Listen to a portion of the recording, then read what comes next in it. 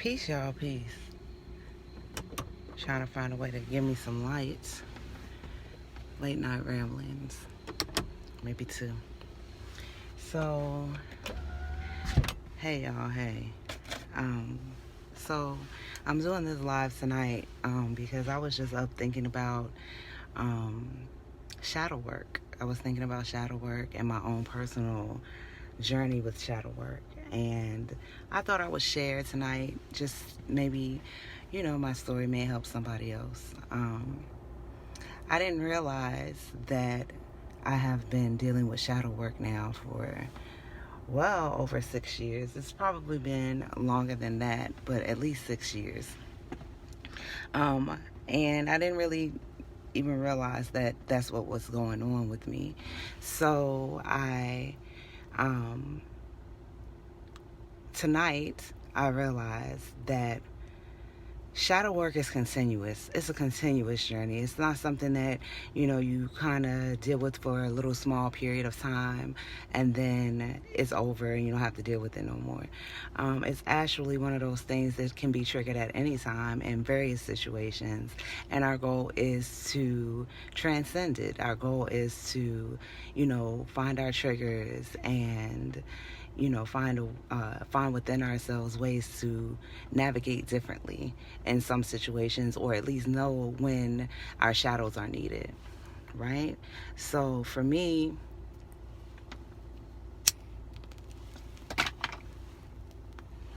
I do that, I've always known that we could be triggered. I always knew that there were shadows and that we needed to embrace them. I never really understood what that looked like. And then recently, my husband and I have been going through a major life change, a major life transition, and it has brought on so many different triggers that we've been working through that I wanted to really be able to talk about and document these things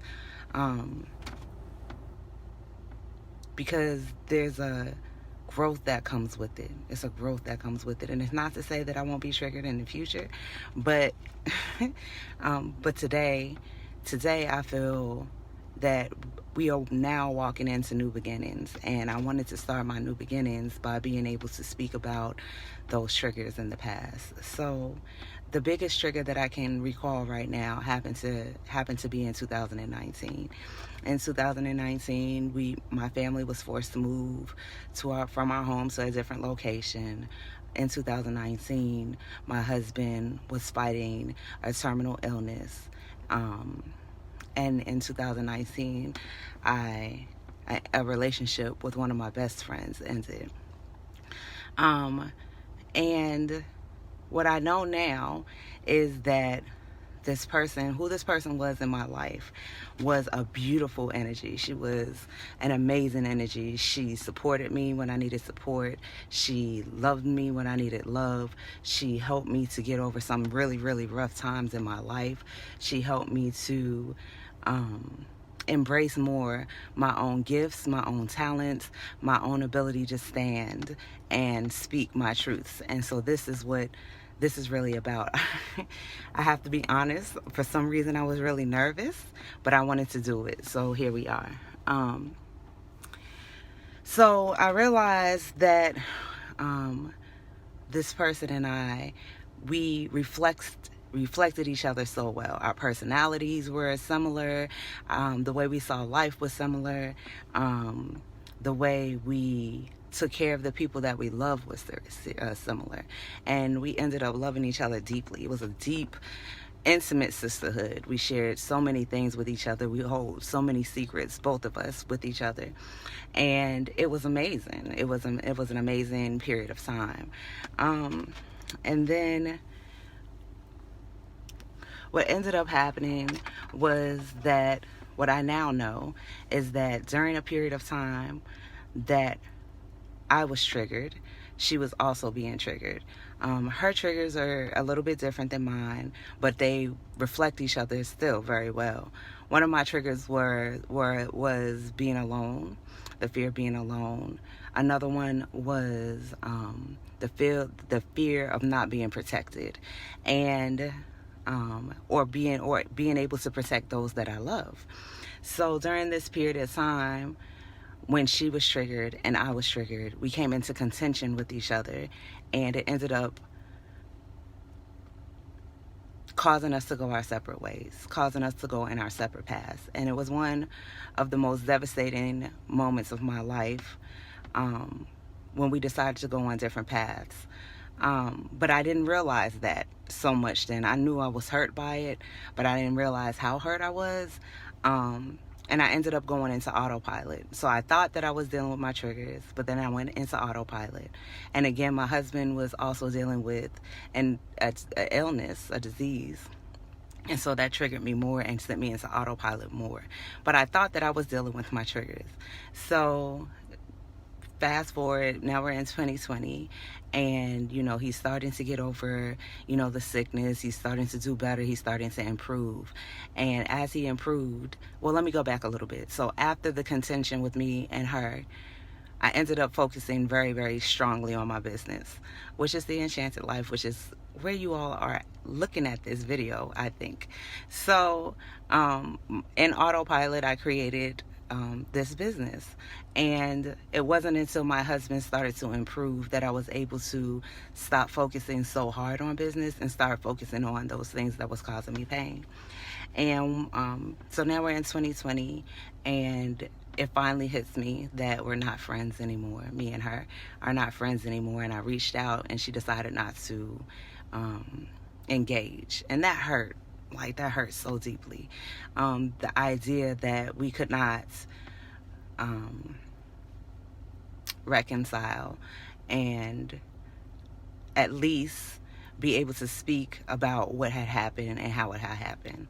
So time goes on, and I cried and I cried, and I was hurt and I was in pain and I cried. And then one day, what I realized was that because we reflected each other so well, we also reflected each other's shadows just as well. And what I realized was during the times that we spent together, that even though we were loving on each other, even though we were there for each other, even though like the sisterhood was an amazing sisterhood, we were also compartmentalizing the emotions that we were feeling, even though we thought that we were working on them. And it just so happened that the way the universal alignment went, that we ended up coming into contention with each other, and our shadows hit at the same time, which caused a major explosion and caused us to go our separate ways.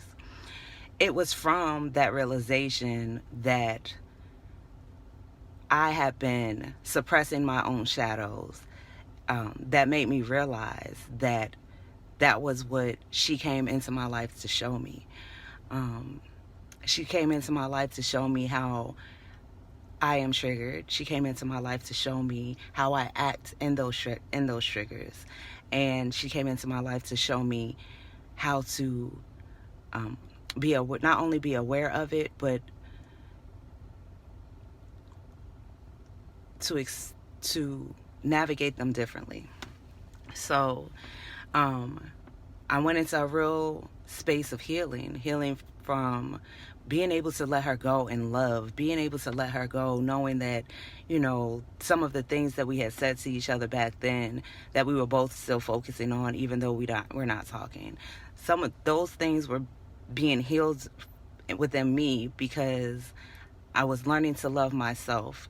And what I also know is that the contention was made so that I would find the empowerment within myself to understand that I could stand on my own, to understand that I am enough to be able to do anything that I want to do, anything I would like to manifest. And I realized that I relied heavily on her support in the past in order to feel that I deserved to be heard, that I deserves to be here, that I am more than enough, that I could accomplish my goals and be pretty good at them, that I could stand on my own, that I could create on my own, and that I am okay alone. even though I'm protected, even though I still have support, especially the support of my husband, and we were even triggered in certain ways throughout this period of time.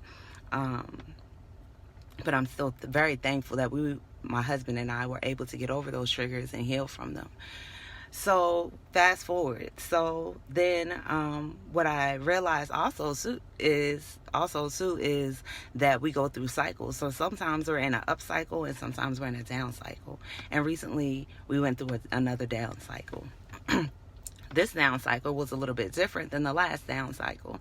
The contention I had with her, because it dealt with a whole community of people that I thought that I was very close to and that I loved and loved me, until I realized through divination, through spirit, that I was being deliberately lied to, and ultimately my family was being put in danger by the very people that I thought loved me. So loved us, loved my family. So that also caused another trigger with my husband and I. And that trigger was that, that people will lie, that people will manipulate, that we, may be out here alone in this world.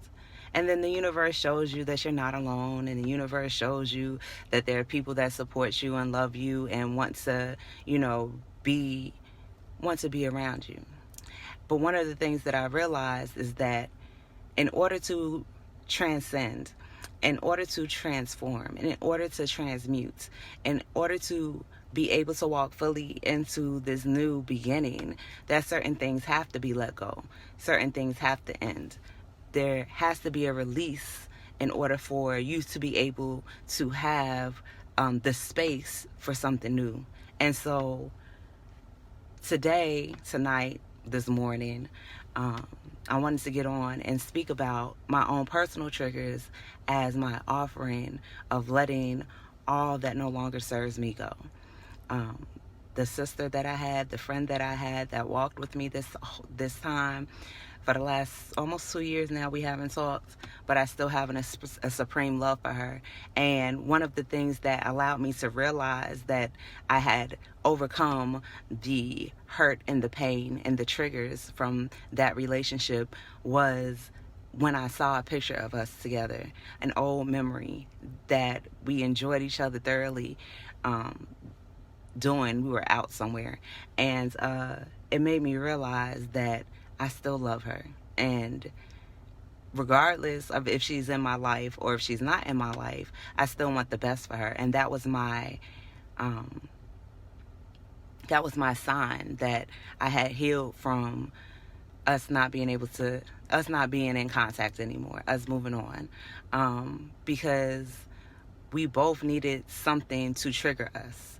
And unfortunately, but fortunately, we were our triggers. And it helped to grow me. It ultimately helped to grow me. So I give thanks for her coming into my life and helping me to learn the lessons that she helped me to learn. And there's been so many lessons over the years, from being able to be the totality of myself, from being able to know that I'm worthy to share information with people and help people to heal in the ways that I've been working to heal myself. She shared those things with me, and then she shared the hard fucking lessons, and they have been very hard lessons. They have been very hard lessons, but I can honestly say now that I am thankful for the lessons that have been learned. I am thankful for those lessons. And even with the new lessons that have just come recently, with allowing a community of people to fall off, because they also too proved not to be able to serve me in the ways that I tried to serve others, specifically those close to me, but it put our family in danger. That was a major trigger for my husband and I. However, what we've come to learn is that one, self-care. Self-care allows you to be able to clear space. It helps you to get through those dark spaces. They're tools. It helps you to move through anger. It helps you to move through fears. It helps you to move through sadness. It helps you to move through any of the triggers that may come up with you. Self-care is so important. Meditation, taking care of yourself, healing yourself, growing within yourself. That's so important. And then the ancestral work helped us to navigate it even more, helping a bitter situation become more sweet. So I say all this to say that a lot of times when we are dealing with shadow work, it feels like the darkest, how do they say, the darkest point of the night. It can feel very dark, very lonely, very scary. But understanding that it is a cycle, understanding that there are tools that help you move through the cycle, understanding being aware of what is triggering you, and understanding how to navigate those triggers, and understanding when those triggers are beneficial for you versus not beneficial, then it will help you to move through your shadow work and come out on the other side a little bit stronger, a little bit more empowered. It will grow you.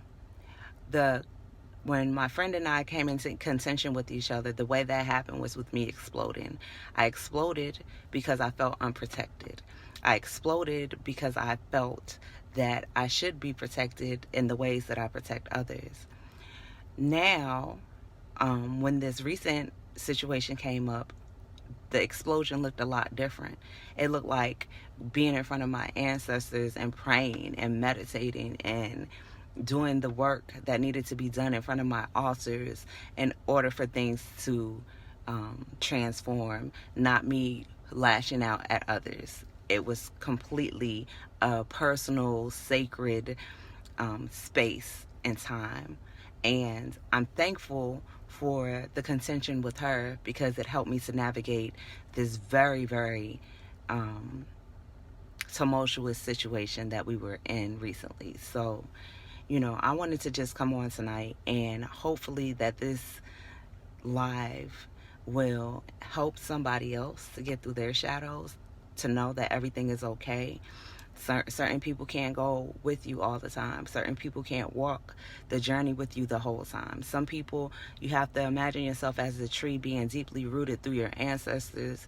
And then there are people that are branches in your life. And there are people that are twigs. And there are people that are leaves.